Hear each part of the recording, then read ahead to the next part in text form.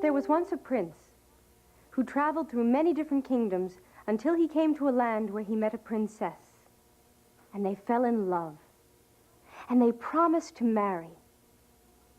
Well, one day they were seated together, happy with each other, when a messenger came from the prince's kingdom to say that his father, the old king, was dying. And he asked his son to come home to him. So the prince rose, and he took his bride's hands in his, and he said, "I must leave you now, but I will return for you and bring you back with me, and you shall be my queen." And then he took the ring from his finger, and he said, "Wear this for me as a keepsake." And then he kissed her, and he left. Well, when the young man arrived at his kingdom, he found that indeed his father was dying. And he sat by the old king's bed, and his father said, "My son, promise me something. Promise me that when I die, you will marry the woman I have chosen for you." And the boy was so upset and so confused that he promised. Then the old king died. The old king was buried, a new king was crowned, and then the boy had to keep his promise to his father. So he sent out messengers throughout the land to say that the new young king would marry thus and such a princess. And when the true bride heard that, she felt her heart breaking inside of her, and she didn't know what to do. She couldn't eat, she couldn't sleep. She grew pale and thin. And her father was so worried. He said, "My dearest child, tell me, what can I do for you? Anything. And if it can be done, it will be done." And she said,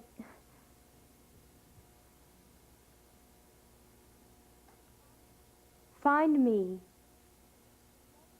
11 girls exactly like me, in face and in figure and in stature." And her father said, "If it can be done, it will be done."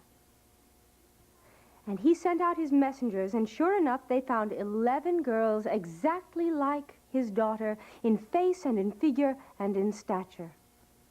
And she looked at them.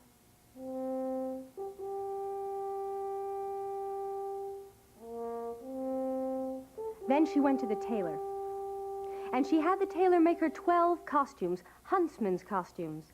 And the 11 girls put on 11 costumes, and she put on the 12th. And then they rode to the kingdom of the new young king. And when they got there, she said, would he not hire them to be his 12 huntsmen? And the young king looked at her, and he did not know her. And he said, yes, since they were such pretty folk, he would hire them. And so they became the king's 12 huntsmen. And every day he went out hunting with them, and every day they grew dearer and dearer to him, especially the one who was their leader. Now this king had an advisor who was a lion, and this lion was a most wise creature, for he could see all things that were hidden. And one day the king and the lion were talking together, and the lion said, you think you have 12 huntsmen there, don't you? And the king said, yes, that's what I have, 12 huntsmen. The lion said, you're wrong. You have 12 girls. The king said, you're mistaken. How could you prove such a thing? The lion said, test them. Take some peas and scatter them in the chamber. Now, when men walk, they walk with a firm tread, and the peas would not even move. But girls, they go skipping and skittering around, and the peas will go sliding all over the place. So the king thought it was a good idea, and he ordered it done. But the king had a servant who loved the 12 huntsmen and went and warned them. So when the princess was alone with her girls, she said, you must force yourselves. Walk like men with a firm tread, and don't even look down. And they did. They walked with a firm tread, and not a single pea moved. So the king said, "There, you see, you were wrong." But the lion said, "No, no, they knew they were being tested. Test them again. Take 12 spinning wheels and place them in the chamber." Now, men, they would pay no attention to spinning wheels. But girls, they will go over and admire them and see how well they are made. So the king ordered it done.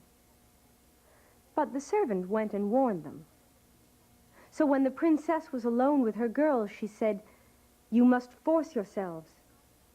Look neither to the right nor to the left. Don't even glance at the spinning wheels." And they did. They walked straight through the chamber.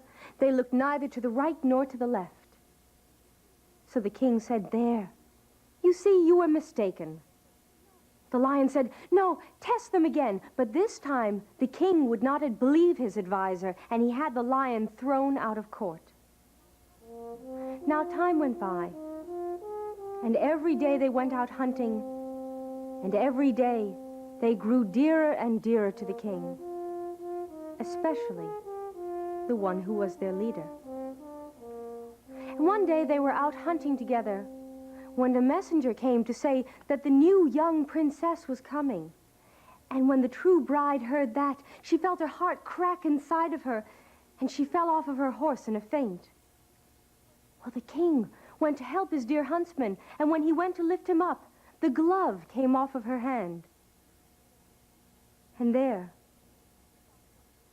he saw his own ring. And then he looked at her, and he knew her. And he said, "You are mine, and I am yours. And no power on earth can change that." Then he sent to the new princess and told her to go home, because he already had a bride. And after all, when one has found the old key, one doesn't need the new one. And as for the lion, he was brought back into the court. Hadn't he been telling the truth all along?